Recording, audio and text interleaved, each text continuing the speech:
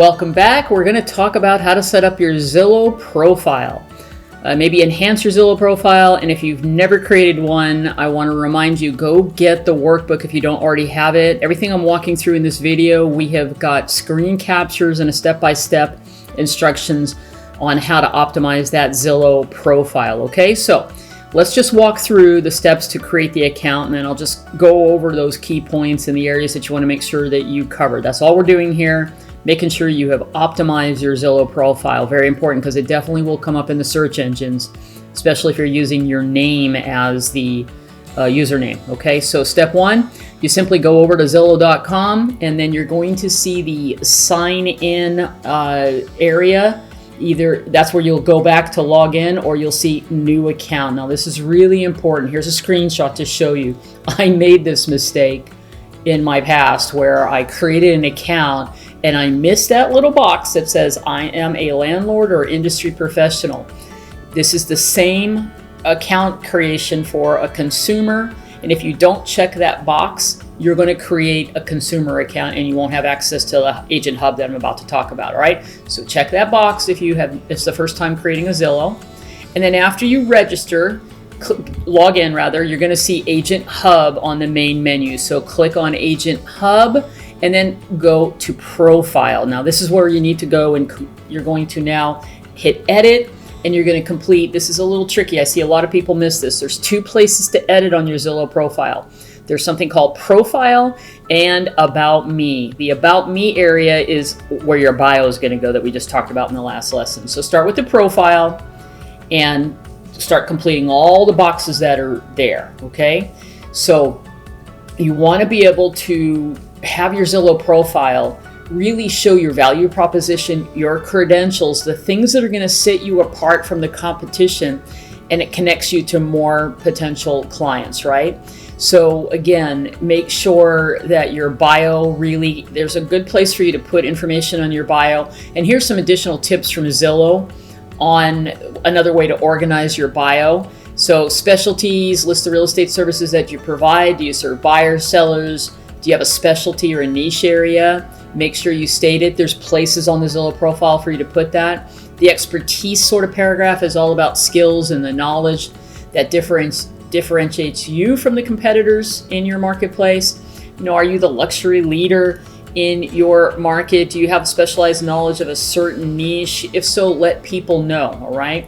And then credentials, this is where you list your years of experience. If you're new, consider leaving that information out, but you can then put in any accreditations you've earned, certifications. And if you're new, another thing you can do in your bio when you get to the area that you're wanting to talk about your experience, just write some statements about your previous experience and what years of customer service experience that you're bringing to your real estate career, for example.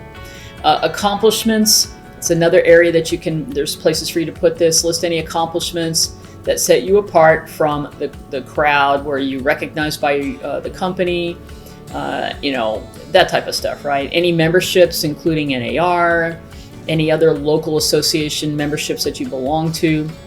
All right, so all of that, it can go into the area. There's so many areas in that Zillow profile. It'll take you a little while just to complete all the steps, okay? Then there is another area for you to load any past sales. So you do have an opportunity. You can load them one by one. You can even upload a spreadsheet, okay?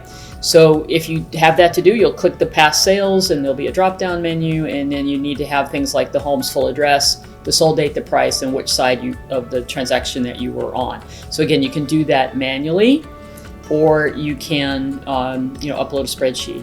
Step 4 is to connect your listings. So your listings should automatically be linked to your Zillow profile by that email address that I was talking about in the very beginning of this module, about make sure you use the same email address that you use with your MLS for your Zillow profile.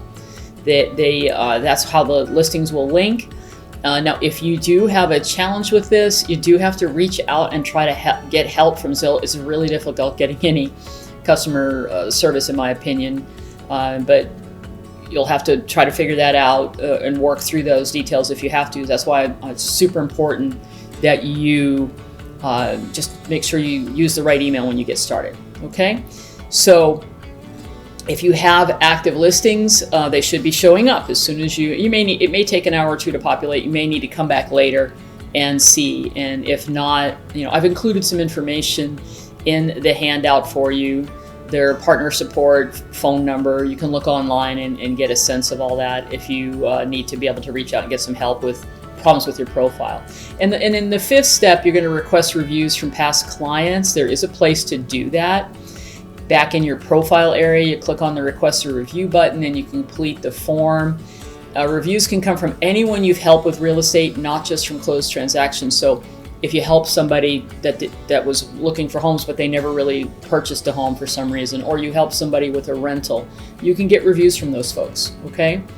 Now, the deal here on reviews is I will go into great detail on how to get client reviews in a future module, so let's leave it at that. What I want to summarize about your Zillow profile is once you've created the account and you get into that profile area, the profile area is just that laundry list of things where there's opportunities for you to put in the areas you serve. Just make sure you complete everything, upload your photo, and then don't forget to go back and go to the About Me area, and that's where you can cut and paste and put that bio that you've already created. And now your Zillow profile will be looking great. The only thing that you'll need is ultimately client reviews, and then you'll really stand out when somebody Googles your name. All right, join me in the next lesson, and we'll keep talking about some more of these sites that you need to have a great profile on.